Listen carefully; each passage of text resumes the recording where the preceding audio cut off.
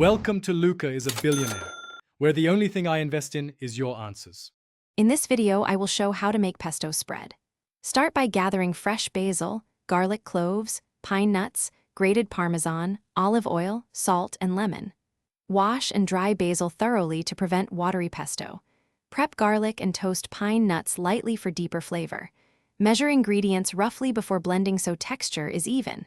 Keep extra olive oil nearby to adjust consistency while processing for a creamy, bright spread.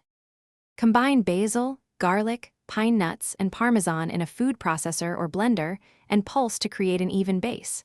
Stream in olive oil slowly while blending until the pesto is smooth, but still has small bits for texture.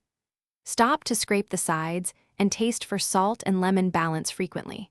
For chunkier pesto, pulse less and fold by hand, or use a mortar and pestle for a rustic finish. Store pesto in an airtight jar and pour a thin layer of olive oil on top to prevent browning and preserve color.